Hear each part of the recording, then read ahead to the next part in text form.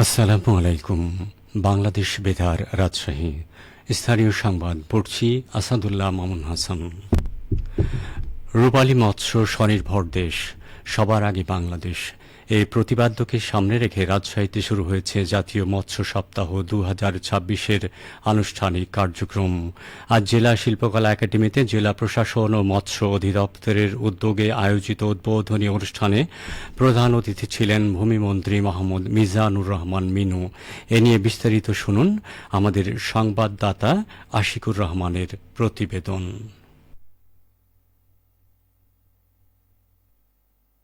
রূপালী মৎস্যে স্বনির্ভর দেশ, সবার আগে বাংলাদেশ, এই প্রতিপাদ্যকে সামনে রেখে রাজশাহীতে শুরু হয়েছে জাতীয় মৎস্য সপ্তাহ 2026-এর আনুষ্ঠানিক কার্যক্রম। রবিবার জেলা শিল্পকলা একাডেমিতে জেলা প্রশাসন ও মৎস্য অধিদপ্তরের উদ্যোগে উদ্বোধনী অনুষ্ঠানে প্রধান অতিথি হিসেবে উপস্থিত ছিলেন ভূমিমন্ত্রী মিজানুর রহমান মিনু এমপি। এ সময় অনুষ্ঠানে সভাপতিত্ব করেন জেলা প্রশাসক কাজী শহীদুল ইসলাম। অনুষ্ঠানে প্রধান অতিথি বক্তব্যে ভূমিমন্ত্রী বলেন, বিশ্বে মৎস্য চাষে বাংলাদেশ প্রথম অথবা দ্বিতীয় স্থানে থাকবে। বাংলাদেশ হচ্ছে এই মৎস্যতে সব দিক দিয়ে এগিয়ে যাবে এবং পৃথিবীতে এখন অষ্টম স্থান, কোনো ক্যাটাগরিতে প্রথম দ্বিতীয় স্থানে আছে। আগামী দিন ইনশাআল্লাহ আরও এগিয়ে যাবে। তিনি বলেন, মৎস্য উৎপাদনে বাংলাদেশে ব্যাপক সম্ভাবনা রয়েছে। বিশেষ করে রাজশাহীর মিষ্টি পানির মাছের মান ও চাহিদা কাজে লাগিয়ে আন্তর্জাতিক বাজারে রপ্তানি বাড়াতে হবে।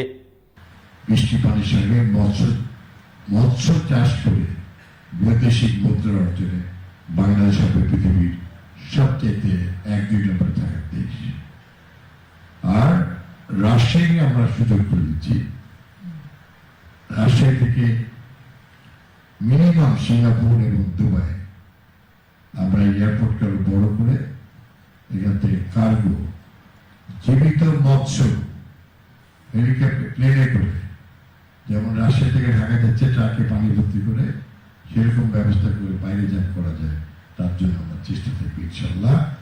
তিনি মৎস্য চাষে আধুনিক প্রশিক্ষণ ও প্রযুক্তির আওতায় এনে উৎপাদনশীলতা বৃদ্ধির ওপর গুরুত্ব আরোপ করেন। পরে মৎস্য খাতে বিশেষ অবদান রাখা ব্যক্তি ও প্রতিষ্ঠানকে পুরস্কার ও সম্মাননা প্রদান করেন। আশিকুর রহমান, বাংলাদেশ বেতার, রাজশাহী।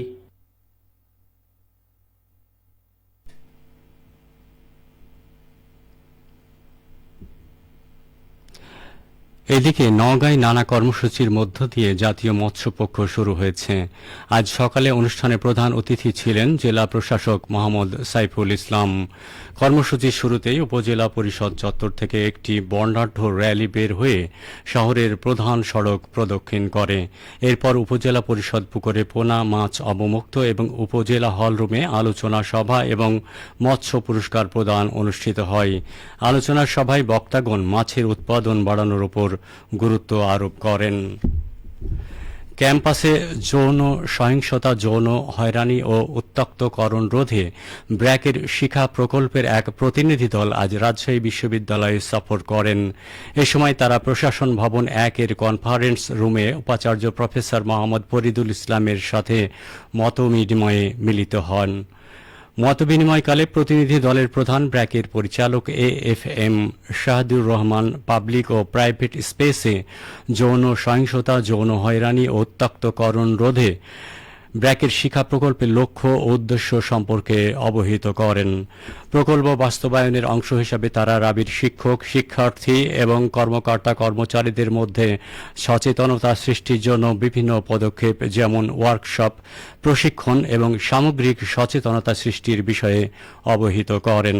উপাচার্য শিক্ষা প্রকল্পের এই উদ্যোগকে স্বাগত জানিয়ে রাবি ক্যাম্পাসকে যৌন সহিংসতা, যৌন হয়রানি ও উত্ত্যক্ততা মুক্ত করতে তাদের গৃহীত কর্মসূচি ভূমিকা রাখবে বলে আশাবাদ ব্যক্ত করেন। রাজশাহী বিশ্ববিদ্যালয় 2026-27 শিক্ষাবর্ষে স্নাতক ও স্নাতক সম্মান শ্রেণীতে ভর্তির প্রাথমিক আবেদন 12 থেকে 27 নভেম্বর পর্যন্ত গ্রহণ করা হবে। আজ দুপুরে প্রশাসন ভবন 1-এর কনফারেন্স কক্ষে অনুষ্ঠিত ভর্তি উপকমিটির সভায় এই সকল বিষয়ে সুপারিশ করা হয়। সভায় সভাপতিত্ব করেন উপাচার্য প্রফেসর মোহাম্মদ ফরিদুল ইসলাম। সভায় সিদ্ধান্ত অনুযায়ী আগামী বছরের 8, 9 ও 16 জানুয়ারি যথাক্রমে বি, সি ও এ ইউনিটের ভর্তি পরীক্ষা অনুষ্ঠিত হবে বলে প্রাথমিকভাবে তারিখ নির্ধারিত হয়েছে। এবার রাজশাহী বিশ্ববিদ্যালয় ছাড়াও ঢাকা, চট্টগ্রাম, খুলনা, সিলেট, ময়মনসিংহ ও রংপুর কেন্দ্রে ভর্তি পরীক্ষা অনুষ্ঠিত হবে। সবশেষে আবহাওয়া। আজ রাজশাহীতে সর্বোচ্চ তাপমাত্রা ছিল 34 ডিগ্রি এবং সর্বনিম্ন 27 ডিগ্রি সেলসিয়াস। বিকেল 3টায় বাতাসে আপেক্ষিক আর্দ্রতার পরিমাণ ছিল 62%। রাজশাহী ও পার্শ্ববর্তী এলাকায় আজ সূর্যাস্ত সন্ধ্যে 6:38।